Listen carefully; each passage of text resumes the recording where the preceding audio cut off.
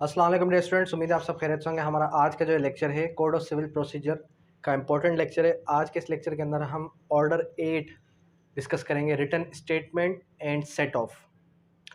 Return statement क्या है, set of किस तरीके से क्लेम किया जाता है, ये सारा का सारा आज हम डिस्कस करेंगे। सबसे पहले एक कॉन्सेप्ट क्लियर करें कि जब भी प्लेंटिफ प्लेन दायर करता है किसी भी सूट के अंदर, तो उसके बाद उस डिफेंडेंट को नोटिस सर्व होते हैं। डिफेंडेंट को प्लेन्ड की एक कॉपी मिलती है। जो भी डिफेंडेंट्स हैं उन सबको एक पर्टिकुलर प्लेन्ड की कॉपी मिलती है। फिर जो आपके डिफेंडेंट्स हैं वो क्या करेंगे, वो with in 30 days return statement file करेंगे। रिटर्न स्टेटमेंट मतलब जवाब दावा कि प्लेंटिफ ये क्लेम कर रहा है। आइदर वो समरी सूट हो सकता है, आइदर वो कोई फैमिली सूट हो सकता है, आइदर वो कोई मीन्स प्रॉफिट का सूट हो सकता है, या आइदर वो आपका किसी भी इमोबल प्रॉपर्टी का भी सूट हो सकता है। अब हमारे पास जो डिफेंडेंट है वो किस तरीके से रिटर्न स्टेटमेंट दायर करेगा और रिटर्न स्टेटमेंट के अंदर वो क्या क्या बातें लिखेगा, ये सारा कुछ आज के इस लेक्चर के अंदर हम डिस्कस करेंगे। सबसे पहले अगर हम बात करें ऑर्डर 8 रूल 1 की, तो ऑर्डर 8 रूल 1 बात किस चीज़ की करता है, बात बताता है हमें रिटर्न स्टेटमेंट के बारे में, that what is return statement. देखें, जो आपके बैंकिंग केसेस होते हैं, बैंकिंग केसेस के अंदर जब भी हमारे पास एक जो है प्लेन दायर होती है, मतलब कि एक हमारे पास सूट जो है कोर्ट बैंकिंग कोर्ट में दायर हो जाता है, उसके बाद रिटर्न स्टेटमेंट से पहले भी परमिशन लेनी पड़ती है रिटर्न स्टेटमेंट जमा करवाने की। लेकिन सिविल लिटिगेशन के अंदर ऐसा कोई भी कॉन्सेप्ट नहीं है। ये सिर्फ और सिर्फ इसलिए बता रहा हूँ ताकि आपको बैंकिंग के बारे में भी थोड़ा हाव ना हो जाए। उसका प्रोसीजर चेंज है, यहाँ पर सिविल का प्रोसीजर चेंज है। Civil litigation long run procedure है और जो हमारे पास क्रिमिनल लिटिगेशन है ये थोड़ी क्विक रेमेडी है। अब हमारे पास जो रिटर्न स्टेटमेंट है ऑर्डर 8 रूल 1, ऑर्डर 8 रूल 1 वो किस चीज़ के बारे में बात करता है, वो बताता है हमें रिटर्न स्टेटमेंट।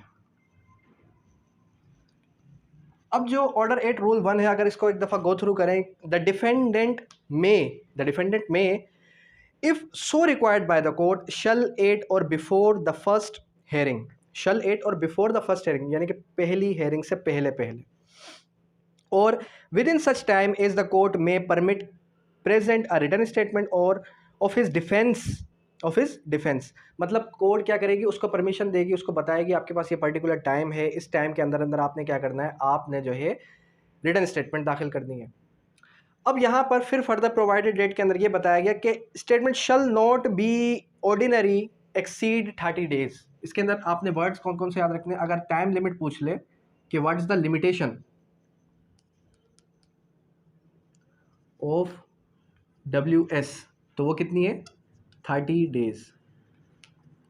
ठीक है, 30 डेज है। फिर इसके अंदर हमें और अगर हम इजेंशियल देखें तो इसके अंदर ये जो है मे भी है, शल भी है, दोनों के दोनों वर्ड्स हमें मिल जाते हैं। अब देखें, जनरली ये देखा गया कि रिटर्न स्टेटमेंट दायर करने के लिए कितना टाइम पीरियड है, 30 डेज। लेकिन एक जो है हमारे पास एक सूट है जो कि इनहेरिटेंस का सूट है, उसके अंदर क्या होता है, उसके अंदर डिफेंडेंट्स वो अपनी सिस्टर जो कि प्लेंटिफ है उनकी, उनको अपना हिस्सा नहीं दे रहे। रिटर्न स्टेटमेंट दायर करने का उनको टाइम मिला, वो नहीं आए। उसके बाद फिर क्या होता है, उसके बाद कोर्ट से वो जो है कोर्ट को एक एप्लीकेशन देते हैं that we are pauper and we can not avail any advocate. फिर वो एप्लीकेशन मूव कर देते हैं DG साहब को कि भाई हमें जो है एक गवर्नमेंट प्लीडर दिया जाए ताकि हम जो है वो हमारी क्या कर सके, हमारे केस को प्रोसीड कर सके। अब इस प्रोसीजर को लिटिगेशन के अंदर, हमारे केस के अंदर 8 to 9 मंथ्स हो चुके हैं। यानी कि डिफेंडेंट पार्टी क्या कर रही है, डिफेंडेंट पार्टी जो है डिले टैक्टिक्स खेल रही है हमारे साथ। क्या खेल रही है, डिले टैक्टिक्स। अब देखिए, थ्योरी के अंदर तो ये बताया गया कि भाई 30 डेज से अबव एक्सीड कर ही नहीं सकता, शल का वर्ड है, मैंडेटरी क्लॉज है। लेकिन फिर भी 8 से 9 महीने गुजर चुके हैं, अभी तक रिटर्न स्टेटमेंट ही फाइल नहीं हुई। अब मैंने आर्ग्यू किए जज के सामने, तो जज साहब ने कहा कि भाई अब जो है एडवर्स पार्टी को नेक्स्ट जो हम डेट दे रहे हैं उस डेट पे वो आएगी, उस डेट पे अगर वो एडवोकेट आ जाता है तो उसके बाद उसको मजीद कोई टाइम पीरियड नहीं मिलेगा। अब मुझे ये बताएं कि पहले ही वो इतना टाइम डिले कर चुकी है, उसके बाद अब क्या टाइम मिलेगा, अब तो टाइम बनता ही नहीं है उनका। तो मैंने ये जज साहब के सामने ये बात रखी कि आप उनको रिटर्न स्टेटमेंट से डी बार कर दें। क्या कर दें? डी बार कर दें, ताकि वो रिटर्न स्टेटमेंट फाइल ना कर सके और एक्स पार्टी प्रोसीडिंग की जाए। इसमें मैंने तो कोई गलत बात की ही नहीं, क्योंकि ऑर्डर 9 जब हम आगे चल के पढ़ेंगे तो उसके अंदर ये बताया गया कि appearance and non appearance of the parties, consequences of non appearance of the parties के अंदर ये पढ़ेंगे हम आगे चल के कि एक्स पार्टी प्रोसीडिंग होगी। लेकिन फिर भी जज साहब ने उनको हतमी आखिरी टाइम दे दिया कि भाई अब ये करेंगे, अगर नहीं करते फिर एक्स पार्टी होगा। अब जज साहब भी अपनी जगह सही थे, क्योंकि वो एप्लीकेशन मूव हो चुकी थी डीजे साहब के पास, तो वो जब तक वहाँ से जो है परमिट नहीं होके आ जाती एप्लीकेशन, तब तक जो है एडीजे साहब जो आपके सीनियर सिविल जज हैं वो भी कुछ नहीं कर सकते, क्योंकि वो उसके सुपीरियर हैं, डीजे साहब उनके सुपीरियर हैं। खैर, कहने का मकसद ये है कि प्रैक्टिस के अंदर ये डिले चल रहा होता है। उसके बाद क्या, उसके बाद rule 2, new facts must be specifically pleaded. Rule 2 ने क्या कहा? New facts must be specifically pleaded. अब ये जो रूल 2 है, इसने क्या बात की? इसने हमें ये बताया कि the defendant must raise by his pleading all matters which show the suit not to be maintainable or that the transaction is either voidable in point of law. तो इसके अंदर ये आपने पॉइंट याद रखते हैं, क्या? इन पॉइंट ऑफ लॉ। अब डिफेंडेंट क्या करेगा? रिटर्न स्टेटमेंट में क्या क्या बातें लिख सकता है डिफेंडेंट? ये भी बात लिख सकता है कि पॉइंट ऑफ लॉ के तहत ये उसका सूट बनता ही नहीं है, या फिर वो जो क्लेम करे वो क्लेम बनता ही नहीं है, या फिर XYZ उसने जो भी बात लिखनी है रिटर्न स्टेटमेंट में वो पूरी की पूरी लिखेगा। उसके बाद फिर क्या? मेंटेनेबल ट्रांजैक्शन वाइड है या फिर वाइडेबल है अकॉर्डिंग टू लॉ, वो सारा कुछ लिखेगा और ग्राउंड्स भी बताएगा अपने डिफेंस के। ठीक है, would raise issues of fact, और फैक्ट्स के इश्यूज भी बताएगा, और अगर कोई फ्रॉड है, लिमिटेशन है, जो कुछ भी है वो सारा कुछ बताएगा। उसके बाद rule 3, denial to be specific. Rule 3 ने क्या बात बताई? Denial to be specific. अब जो वो डिनाई करेगा वो क्या होगा? वो स्पेसिफिक होगा। It shall not be sufficient for a defendant in his written statement to deny generally the grounds alleged by the plaintiff. मतलब वो क्या करेगा? शैल नॉट बी सफिशिएंट, वो काफ़ी नहीं है कि वो क्या करे, सारा कुछ ही डिनाई कर दे by the plaintiff, but the defendant must deal specifically with each allegation of fact of which he does not admit the truth except damages। अब यहाँ पर ये जो एक्सेप्ट डैमेजेस है, ये वर्ड भी याद रख लेना है, और साथ ही ये भी याद रखना है कि अगर वो डिफेंडेंट रिटन स्टेटमेंट के अंदर जो है सब कुछ स्पेसिफिकली डिनाई कर रहा है, सारा कुछ डिनाई कर रहा है, तो सारा कुछ डिनाई नहीं कर सकता, लेकिन अगर वो स्पेसिफिक डिनाई कर रहा है तो स्पेसिफिकली डिनाइल के लिए वो क्या करेगा? ईच एंड एवरी पॉइंट बताएगा कि वो क्यों डिनाई कर रहा है, क्या रीजंस है, क्या ग्राउंड्स है। उसके बाद रूल 4 क्या बताता है? इवर्सल denial.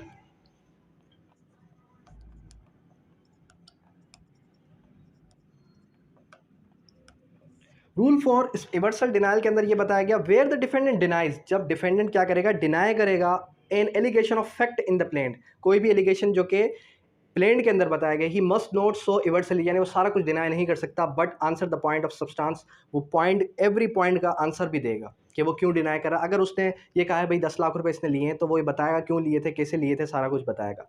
Thus if it is alleged that he receive the certain some of money, अगर वो ये बताता है कि उसने कुछ अमाउंट रिसीव किए, ठीक है, sum of money, it shall not be sufficient to deny that he received the particular amount, तो वो काफ़ी नहीं है कि वो डिनाई कर दे कि उसने वो अमाउंट नहीं ली, but he must deny that he received some or any pay, या फिर वो क्या करे? सारा कुछ ये डिनाई कर दे कि भाई मैंने लिए ही नहीं है। अगर वो ये कहता है मैंने कुछ लिए कुछ नहीं लिए, तो वही सारा कुछ बताएगा। मतलब कि अगर कुछ लिए तो उसका भी प्रूफ होना चाहिए, नहीं लिए तो उसका भी प्रूफ होना चाहिए। ठीक है, उसके बाद स्पेसिफिक डिनाइल। स्पेसिफिक डिनाइल का क्या मतलब है? स्पेसिफिक डिनाइल, स्पेसिफिक डिनाइल के अंदर ये हमें बताता है कि भाई every allegation of fact in the plaint if not denied, अगर वो डिनाइड नहीं है specifically by the necessary implementation or stated to not be admitted in the pleading of the defendant, तो वो डिफेंडेंट क्या करेगा? अपनी प्लीडिंग के अंदर ये बताएगा कि ये स्पेसिफिक डिनाइल में क्यों कर रहा हूँ। ठीक है, अगर उसने कहा है कि 10 लाख रुपए लिए हैं, 20 लाख रुपए लिए हैं, तो 20 में से वो एडमिट कर रहा है 5 लाख मैंने लिए हैं, बाकी मैंने नहीं लिए। अब ये जो रूल 6 है ये बहुत ही इंपॉर्टेंट है। किस चीज़ के बारे में है? Particular of set of. Particular of set of, सबसे पहले समझते हैं सेट ऑफ होता क्या है। देखें, सेट ऑफ में और काउंटर क्लेम में बहुत ही बड़ा डिफरेंस है। काउंटर क्लेम तो ये होता है कि आप क्या करें, मिसाल के तौर पे एक आपकी प्रॉपर्टी है और प्लेंटिफ ये कहता है कि भाई ये प्रॉपर्टी सारी की सारी मेरी है। अब जो डिफेंडेंट है वो डिफेंडेंट कहता है कि भाई ये प्रॉपर्टी इसकी है, लेकिन इसने मेरे क्या करते हैं, इसने मेरे 30 लाख रुपए देने हैं, जिसकी वजह से ये प्रॉपर्टी मैं होल्ड करके बैठा हुआ हूँ। अब अगर क्लेम के अंदर जो उसका प्लेंटिफ का क्लेम है, इसी क्लेम के अंदर अगर डिफेंडेंट कोई और पॉइंट रेज कर जाए जो कि इससे कनेक्टेड हो, इसी पर्टिकुलर से, इसी केस से, इसी सूट से, वर्ड क्या देखते हैं, इसी सूट से कनेक्टेड हो, तो फिर क्या होगा, फिर होगा सेट ऑफ। सेट ऑफ का मतलब क्या होता है कि वो क्लेम करे, वो क्या करे, वो सेट ऑफ करे कि भाई इसने भी मेरे इतने पैसे देने हैं। क्या? प्लेंटिफ ने भी मेरे 20 लाख देने हैं। मैं प्लेंटिफ के 30 लाख रुपए मैंने लिए थे, लेकिन प्लेंटिफ ने भी मेरे 20 लाख रुपए वापस देने हैं। ये हो गया सेट ऑफ। अब फॉर सपोज होता कुछ इस तरीके से कि प्लेंटिफ कहता है कि ये घर जो है मैंने इसको दिया नहीं था, बल्कि इसने मेरे कब्जा कर लिया था, या XYZ कोई भी वो स्टोरी बना के प्रेजेंट करता है प्लेंट के अंदर। डिफेंडेंट क्या करता है, न्यू फ्रेश क्लेम करता है जो कि इस सूट के साथ कनेक्टेड नहीं है। जब इस सूट के साथ कनेक्टेड वो नहीं होगा तो उसको हम क्या कहेंगे, काउंटर क्लेम। मतलब काउंटर क्लेम और सेट ऑफ में थोड़ा बहुत डिफरेंस है। इसका मेन डिफरेंस का जो लेक्चर है वो मैं आपके साथ शेयर कर दूंगा ग्रुप के अंदर। अब वो मैंने थोड़ा डिटेल बताया। वो क्यों बताया? वो इस वजह से बताया क्योंकि अक्सर टीचर्स क्या पढ़ाते हैं कि सेट ऑफ और काउंटर क्लेम सेम है, लेकिन ये सेम नहीं है। पहले मैं भी ये समझता था कि भाई दोनों सेम ही है, क्योंकि जाहिर सी बात है कुछ जो है टीचर्स क्या कर देते हैं कि भाई समझ में नहीं आता तो भाई आगे उसको मूव ऑन कर जाते हैं, मतलब छोड़ देते हैं उसको। लेकिन क्या, जब देखें मुझे एक चीज़ नहीं आ रही होती, फॉर सपोज कि मुझे एक वर्ड की मीनिंग नहीं आ रही, मेरी ये लाइबिलिटी बनती है कि मैं क्या करूँ, मैं उसको फर्स्ट ऑफ ऑल खुद से क्लियर करूँ, खुद क्लियर हो जाऊँ, उसके बाद फिर स्टूडेंट्स को भी क्लियर करवाऊँ, कवर करवाऊँ। तो समझ में आ गया होगा आपको ये चीज़ कि भाई ये इसको हम काउंटर क्लेम और सेट ऑफ में एक बड़ा डिफरेंस है। उसके बाद अब आ जाते हैं इसके कॉन्सेप्ट की तरफ। Where in suit recovery of money, the defendant claims of set off against the plaintiff demand any ascertained sum of money legally recoverable by him, plaintiff not exceeding the pecuniary limits of the jurisdiction of the court, and both parties fill the same character as they fill the plaintiff suit। मतलब बात वही आ गई, plaintiff suit के ये जो set off करेगा वो उस plaintiff के सूट के अंदर ही करेगा, तो उसको हम क्या कहेंगे, उसको हम सेट ऑफ कहेंगे। उसके बाद क्या कह रहा है, उसके बाद ये देखा जाएगा कि उसकी वो उस कोड के वो पिक्यूनरी जुरिसडिक्शन में फॉल करता है या नहीं करता। अच्छा, अब दूसरी चीज़ आपने ये भी याद रखनी है कि आपसे ये पूछ लिया जा सकता है how many kinds of set of, तो सेट ऑफ की काइंड्स के बारे में भी पता हो आपको। तो काइंड्स इसकी कितनी है, 2 इसकी काइंड्स है। एक होता है लीगल सेट ऑफ और एक होता है इक्विटेबल सेट ऑफ। दोनों में डिफरेंस है। लीगल सेट ऑफ जो लीगली उसका क्लेम बन रहा है उसी सूट के अंदर। इक्विटेबल सेट ऑफ हम उसको कहते हैं कि जब वो इक्विटेबली उसका सेट ऑफ बने, यानी कि लॉ ऑफ इक्विटी से कंसर्न हो, यानी कि उसका कोई स्पेसिफिक कोई परफॉर्मेंस का हो, फिर उसको हम इक्विटेबल सेट ऑफ में काउंट करते हैं। फिर उसके बाद आ जाता है कि rule 7, defence or set off founded on separate ground.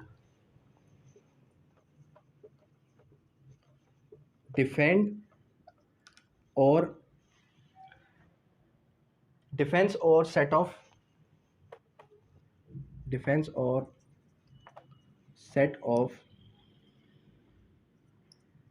Founded on separate ground. अब ये रूल हमें क्या बता रहा है? इस रूल के अंदर अगर हम गो थ्रू करें, where the defendant relies upon the several distinct grounds, जब डिफेंडेंट के पास क्या हो, सेवरल डिस्टिंक्ट ग्राउंड्स हो, अलग अलग से दूसरी वजूहात हों, of defence or set off founded upon separate और डिस्टिंक्ट फैक्ट्स, सेपरेट या डिस्टिंक्ट फैक्ट्स के ऊपर, अलग अलग हकाइक के ऊपर, दे शैल बी स्टेटेड, तो उसको स्टेट किया जाएगा as far it may be separately और डिस्टिंक्टिवली, या उसको एक ही रिटर्न स्टेटमेंट, एक ही जो है रिटर्न स्टेटमेंट के अंदर भी बताया जा सकता है, या फिर सेपरेटली भी बताया जा सकता है, यानी कि उसको सबको वो कलेक्टिवली भी बता सकता है और सेपरेटली भी बता सकता है। उसके बाद new ground of defence. Rule 8 ने क्या बताया? New ground of defence. New ground of defence के अंदर हमें कुछ ये बताएगा कि any ground of defense which has arisen after the institution of suit or presentation of written statement claiming a set of may be raised by the defendant or plaintiff is the case may be in his written statement। मतलब वो new ground भी raise कर सकता है। क्या कर सकता है? न्यू ग्राउंड भी रेज कर सकता है किसी भी सेट ऑफ का। किसका? सेट ऑफ का। ये चीज़ आपने याद रखनी है। उसके बाद क्या आ जाता है? Subsequent pleading. Subsequent pleading rule 9।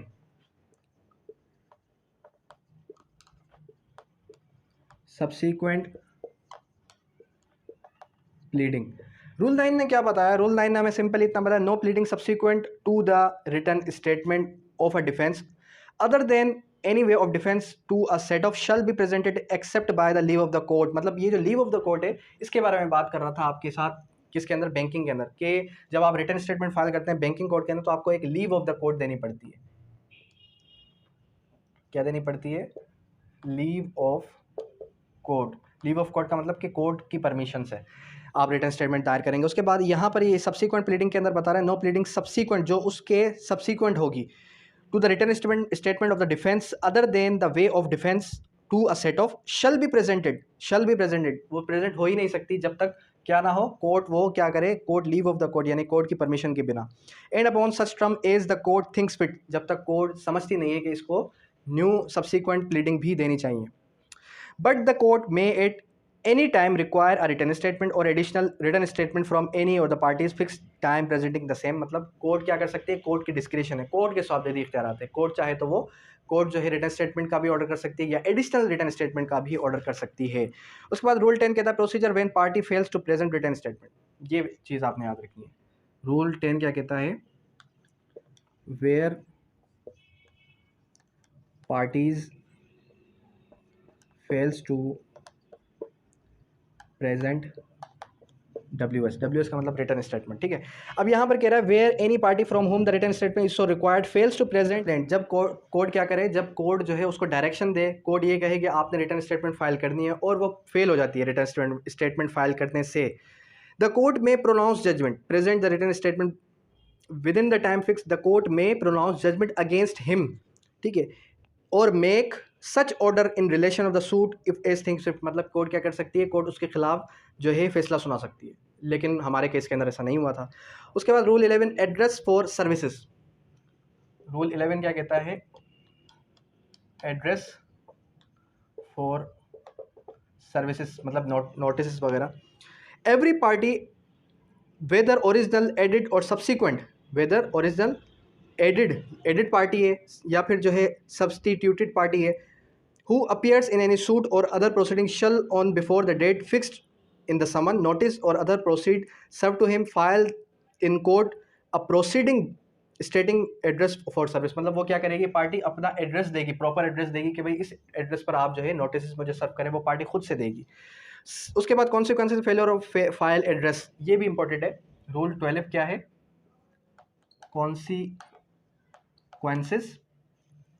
Consequences of failure to file address.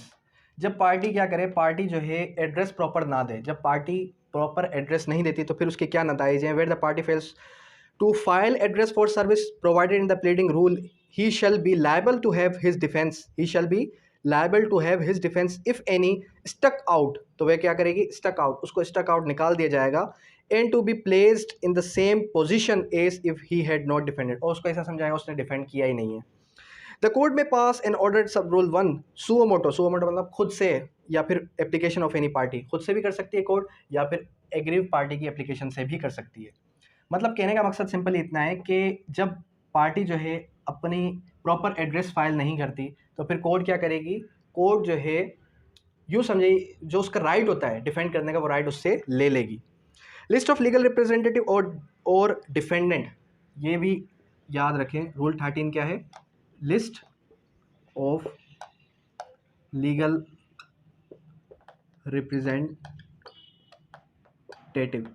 List of legal representative के अंदर in every suit for the nature referred in rule 4 order 22 in written statement shall be compliant with the by the statement giving the name addresses person. मतलब इसके अंदर जो legal representative की जो list होगी उस लिस्ट के अंदर सारा कुछ बताया जाएगा, लीगल रिप्रेजेंटेटिव के बारे में, रिलेशन क्या है उसके साथ, और वो लीगल रिप्रेजेंटेटिव बनता है नहीं बनता, उसका प्रॉपर एड्रेस हो गया, उसका नाम हो गया, उसके सारे ईच एंड एवरी डिटेल वगैरह हो गई, और उसके नेम और एड्रेसेस, ठीक है। उसके बाद अगर डेथ हो गई है डिफेंडेंट की, सारा कुछ बताया जाएगा, ठीक है। ये हमें बताया किसने, रूल 13 ने। तो हमारे पास जो ऑर्डर 8 था, ऑर्डर 8 के अंदर हमारे पास क्या था, return statement and set of. हमने ये समझा रिटर्न स्टेटमेंट कौन फाइल करता है, डिफेंडेंट फाइल करता है। रिटर्न स्टेटमेंट के अंदर जो है कब कब फाइल किया जा सकता है, वो फाइल किया जाएगा विद इन 30 डेज। कब फाइल किया जाएगा, विद इन 30 डेज, 30 दिन के अंदर अंदर फाइल किया जाएगा। उसकी जो टाइम लिमिटेशन है वो 30 डेज है। और जो हमारे पास प्रैक्टिस है, उस प्रैक्टिस के अंदर तो टाइम को एक्सीड किया जा सकता है, ठीक है। उसके बाद कौन कौन से फैक्ट्स वो बताएगा, वो इवर्सली डिनाई कर सकता है या पूरा का पूरा डिनाई करेगा, स्पेसिफिक डिनाई कब करेगा। फिर उसके बाद बताया गया कि भाई ये सेट ऑफ क्या होता है, सेट ऑफ की काइंड्स आपको पता होनी चाहिए। ये जो रूल है, यहाँ से स्क्रीनिंग के अंदर, यहाँ से आपका जो इंटरव्यू, वहाँ पर भी क्वेश्चंस पूछे जाते हैं, that what is set of and what is the main difference between set of and counter claim. तो वो जो सेट ऑफ और काउंटर क्लेम वाला लेक्चर है, वो नियर अबाउट के 5 से 7 मिनट का लेक्चर है, वो मैं आपके साथ शेयर कर दूंगा, वो लाजमी सुनिएगा। क्यों? क्योंकि जुडिशियल एस्पिरेंट्स के लिए वो बहुत ही नेसेसरी है, ठीक है। तो ये हमारे पास बहुत ही इजी, जो हमारे पास आज का जो ऑर्डर था बहुत ही इजी था। अच्छा, अब ये जो हमारे पास ऑर्डर 8 है, ऑर्डर 8 रिटर्न स्टेटमेंट या फिर प्लेंट ऑर्डर 7, ये चीज़ें आपको तब तक समझ में नहीं आएंगी जब तक आप खुद से proper plaint, proper return statement खुद से ना पढ़ लें, खुद से टाइप ना कर लें। जब आप कोई भी एक केस उठाएं, उस केस की पूरी फाइल पढ़ें, जिसके अंदर आपकी डिक्री भी हो, ऑर्डर भी हो, जजमेंट भी हो, और उसके अंदर आपकी प्लेंट भी हो, रिटर्न स्टेटमेंट भी हो, सारा कुछ हो, ठीक है। और जो हमारे पास मिसलिनियस एप्लीकेशंस हैं वो भी हो। उससे क्या होगा, उससे आपको ये पता चलेगा कि ये एप्लीकेशंस कैसे होती हैं। ये एप्लीकेशन जो हम पढ़ के आ चुके हैं, थ्योरेटिकली और प्रैक्टिकली दोनों सेम है या दोनों में डिफरेंस है, ठीक है। तो ये बहुत नेसेसरी है। इससे क्या होगा, इससे आपकी जो प्रैक्टिस है वो भी स्ट्रॉन्ग होगी। अब यहाँ तक कोई क्वेरी, कोई भी क्वेश्चन है तो आप कर सकते हैं। Thank you, that's all.